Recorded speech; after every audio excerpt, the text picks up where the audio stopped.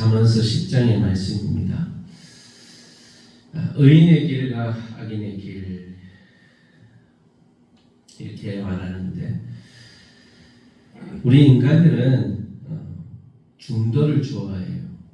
왜냐하면 여기도 가지 않고 저기도 가지 않으면 이쪽 사람도 얻을 수 있고 저쪽 사람도 얻을 수 있는 처세술이고, 그것이 지혜로 생각을 합니다.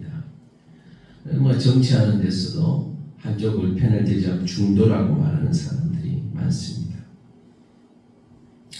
근데 성경의 이 논리를 보니까 이 중도라는 게 없고 확실한 길이 있는, 의인의 길이 아니면 악인의 길인 거예요. 성경에도 보면 넓은 길, 좁은 길, 생명의 길, 멸망의 길, 오늘은 의인의 길, 악인의 길, 확실히 이 이분법적인 하나님 원하시는 길, 그렇지 않은 길이 분명히 나눠진다라고 말을 하고 있습니다. 세상의 비교의 기준은 무엇입니까? 세상의 비교의 기준은요, 정말 그 사람이 부유하냐, 성공하냐, 성공을 했느냐, 이런 것을 비교를 합니다. 그런데 중요한 것은 그게 아니라 누가 하나님 앞에서 바른 길을 걷고 있느냐, 그것이 중요한 것이죠. 그 인생의 기초가 어디에 있는가, 그것이 바로 우리 믿음의 사람에게 있어서 중요한 것이고, 정말 우리가 그 그리스도인 기독교인의 그런 세계관들을 잘 정립하고 살아가서 하나님의 복된 길, 의인의 길을 걸어가시는 저와 여러분 되시기를 축복을 합니다. 그래서 그 부분에 있어서 지혜로운 자, 의인의 길을 이야기를 하면서 지혜로운 아들과 미련한 아이들이 어떻게 부모들에게 영향을 미치나. 지혜로운 아들은 아비를 기쁘게 하거니와 미련한 아들은 의미의 근심이니라 그랬어요. 근심과 기쁨. 어떤 자녀는 기쁨을 주고 어떤 자녀는 근심을 주는 것이다 그랬어요.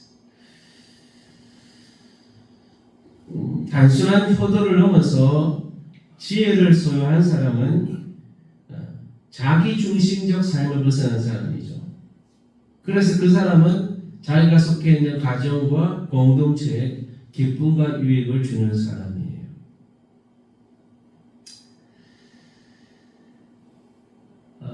이 2절과 3절에 보면 물질과 생명의 가치에 대해서 이야기하는데요.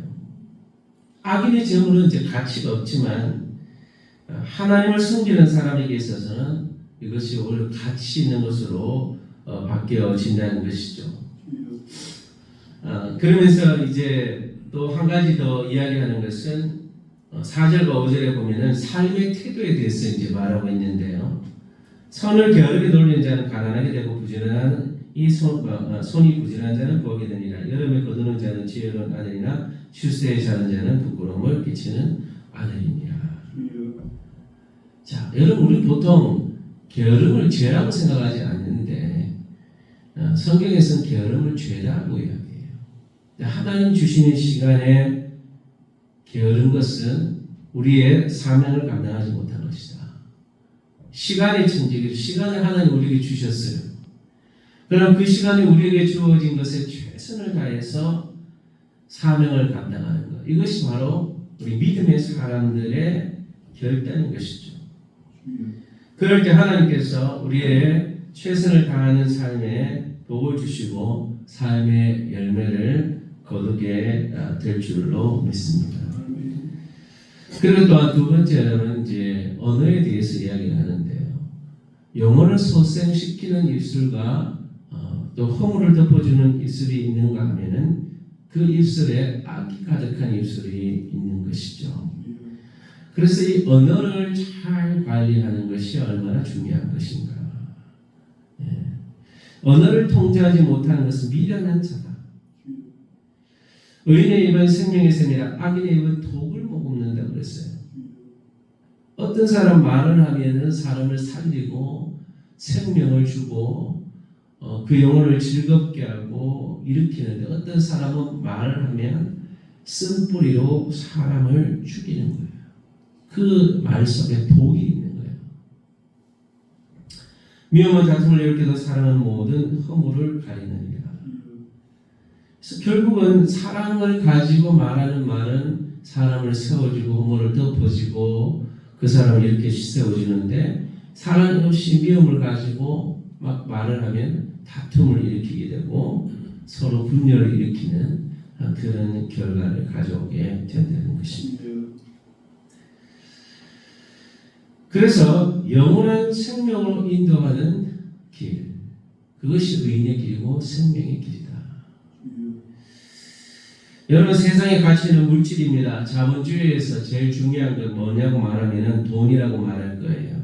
돈이 너무나 중요하죠. 그런데 이것이 단순히 그냥 돈이라는 것이 우리를 살려주는 수단을 넘어서 숭배의 수단이 되어버리면 이것이 위험한 것이죠. 그런데 의인의 소득은 생명이고 악인의 소득은 죄에 이른다. 훈계를 지키는 자는 생명이 이르며 징계를 버리는 자는 거룩하느니라. 얼마나 많은 사람들이 이 물질을 소유하고 있어요. 그 물질을 소유하기 위해서 하루 전 생을 바치고 그 인생의 생명까지 바쳐서 그렇게 노력합니다. 그런데 결국은 그것은 생명의 길이 아니라 사망의 길로 가는 것이다. 죄악의 길로 가는 것이다. 그래서 의인은 자신이 생명의 길로 인도하는 삶을 사는데, 여기서도 말에 대해서도 나옵니다. 그 생명의 길로 가는 데 있어서 입술을 제어하는 것이 중요합니다. 또 한 번 강조하죠.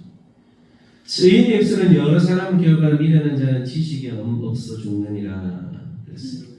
의인의 입술은 세상의 사람들과 다른 입술이라서 오히려 다른 사람을 교육하는, 또 하나님 말씀으로 교육할 수 있는 그런 지혜가 있는 입술이 되어진다는 겁니다.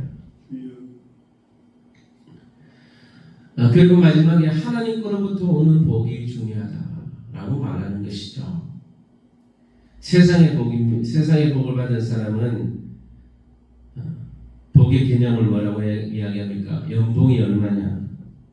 선볼 때도 물어보는데요. 당신 연봉이 얼마예요? 아파트 한 채 있습니까? 한강뷰에 아파트 한 채만 가지면 우리나라의 부의 상징이다. 높은 지위를 가지고 성공했느냐?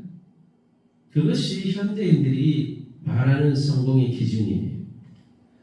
그런 것을 가졌음에도 불구하고 공황장애를 느끼고 극심한 우울증을 가지고 있고 미래에 대한 불안함을 가졌는데요. 여러분, 병원 중에 바쁜 병원 중에 하나가 요즘에는 정신과입니다. 복잡해요. 우리 집사님 중에 한 분 정신과에 간호사로 있는데 참 복잡해서 사람들이 미련 터진대. 사람들이 다 겉으로는 막 물질적인 풍요 속에 살아가는 것 같은데, 물론 그 풍요를 누리는 사람도 소수입니다. 1%, 2%예요. 그 한강구에 사는 사람이 프로테이저는 몇 프로겠습니까? 1%도 안 됩니다. 나머지는 다 힘든 삶 속에 살아요. 여호와께서 주시는 복은 사람을 부하게 하고 근심을 겸하여 주지 아니하십니다. 세상에 부는 소유가 있는데 근심과 걱정이 가득한 것은 하나님 주시는 복이 아니에요. 세상의 복이에요. 하나님이 주시는 복은 물질이 주어져도 근심이 없는 거죠. 그것을 의지하지 않기 때문에, 하나님을 의지하기 때문에 물질이 있으나 없으나 걱정이 없는 거죠. 그것이 진짜 복이라는 거예요. 해를 반이 지나가면 악인이 없어져도 이는 영원한 기초 같으니라. 여러분, 세상에 풍파가 한번 몰아치면요, 질병의 폭풍이 몰아치면요, 먹는 것도 귀찮고 사는 것도 귀찮아요. 여러분, 경제적 폭풍이 한번 물어보십시오. 지금 우리나라가 막 코스피 1000을 향해서 가고 있는데요. 거품이에요, 거품. 한순간 경제가 무너지기 시작하면요, 세계적으로 지금 경기가 좋으냐? 세계적 경기가 안 좋습니다. 어느 한순간 이 글로벌 지금까지 막 서로에게 막 도움을 주고 연결되어 있던 세계의 경제 시스템이요, 한계에 부딪혔습니다. 미국부터 그래요. 지금 미국부터 어려운 경제 상황이다 보니까 자꾸 자기 자국을 위해서 이렇게 막 하다 보니까 이게 만약에 삐끗해서 뭐가 한 게 문제가 생기면 전 세계에 이 경제에 큰 타격이 오게 돼요. 지금도 오랫동안 전쟁을 하다 보니까 우크라이나 러시아만 전쟁을 해도 전 세계에 영향을 미치. 한순간에 경제가 무너지고 어느 순간 전쟁이 일어나지 아무도 알 수 없고, 우리 인생의 풍랑이 언제 몰아칠 줄 어떻게 합니까? 자녀들 잘 키워서 좀 이제 편하려고 하면 자식들의 문제가 생기고, 부모를 알기를 그죠? 참 자식이 변망득한 그런 순간들이 우리의 삶에 오지 않어요. 그런데 여호와를 의지하는 사람은 평안한 삶을 살게 됩니다. 또 하나님께서 그의 삶의 기초를 튼튼하게 지켜준다는 거예요. 세상을 의지하고 사람을 의지할 때는 흔들려 버리는 거예요. 근데 하나님 주시는 복은 근심이 없이 영원히 흔들리지 않는 그런 견고한 복을 저와 여러분에게 주실 줄로 믿습니다. 폭풍이 몰아칠 때, 그것이 우리를 견고하게 붙잡아주는 거 하나님이시다. 잠언서 10장에 보면 의인은 어떤 사람입니까? 부지런하고 정직하고 입술을 제어하고 허물을 덮어주고 폭풍이 와도 흔들리지 않는 사람이에요. 그런데 이렇게 보면 과연 우리가 의인의 삶을 살고 있느냐? 예수 믿는데도 참 부족해요. 때로는 흔들리고요. 우리 입술은 완벽하지 않습니다. 우리의 삶도 마찬가지예요. 막 요동치면 흔들립니다. 세상에 요동치면 흔들려요. 그렇기 때문에 우리는 우리 자신의 힘으로는 의인이 될 수 없어요. 오직 예수 그리스도의 그 의로운 옷을 입고 우리는 세상 속에 살아가야 할 줄로 믿습니다. 나의 힘이 아니라 예수님의 그 복음의 능력으로, 예수님의 그 보혈의 능력 의지하고 그분의 의로 옷 입고 나아가야 하는 것입니다. 그럴 때 세상 속에서 요동치는 소리가 들리잖아요. 이렇게 살아야 된다고, 모래성을 쌓아야 된다고. 그 모래성은 언젠가 무너질 것이다. 세상의 물질도, 세상의 사람을 의지하는 것도 한순간에 파도가 몰아치면은 사라져버릴 모래성이다. 영원한 기초, 그것은 바로 하나님을 믿는 믿음 위에 세워진 것이고, 하나님을 믿는 사람은 영원히 흔들리지 않는 기초에 세워질 것이며, 소명의식을 가지고 나에게 주어진 일에 땀 흘리고 최선을 다하고, 또한 우리 입술에 파수꾼을 세우게 하셔서 악을 걷어낸 언어, 정결한 언어를 사용하고 그리스도의 사랑으로 세상을 변화시키는, 세상의 헛된 성공의 신화에 휘말리지 않고 하나님이 주시는 참된 평안의 복을 누리는 영원한 산성이신 예수 그리스도의 그 의로움 안에 거하고 그 이름을 나타내는 귀한 주의 성도들 되시기를 축복합니다. 들은 말씀 기억하시면서 의인의 삶, 의인의 길을 갈 수 있는 우리의 삶이 되도록 의로운 삶, 예수 그리스도로 말미암는 의를 걸어갈 수 있는, 우리에게 주어진 삶의 최선을 다하고 부지런히 땀을 흘리고 우리 입술을 잘 컨트롤하고 또한 생명 대신 그리스도의 사랑을 나타내는 믿음의 삶 살도록 여러분 자신과 가족 그 자녀들을 위해서 성경교회, 성경교회, 민족교회와 또 북한 땅을 위해서, 우리 선교사님들을 위해서, 여러분 성경학교와 수련회를 위해서 기도하겠습니다. 하나님 아버지, 오늘도 의인의 길과 악인의 길을 명확하게 말씀해 주시는 자언의 말씀을 주셔서 감사합니다. 진정한 의인의 길이 어떤 길인지 우리는 말씀을 통해 살펴보았는데, 최선을 다해서 자신이 주어진 삶에 열심히 살아가며 세상의 기준이 아니라 하나님이 주시는 기준에 맞게 살아가며 우리의 언어 생활을 거룩하게 하고 깨끗하게 하고 정결하게 해서 사랑으로 말하고 실천하는 삶, 또한 흔들리지 않는 삶, 세상의 기준에 따라 물질만 성공만 추구하며 살지 않고 하나님의 기준이 되어 영원한 기초가 되시는 하나님을 의지하고 살아가는 삶, 예수님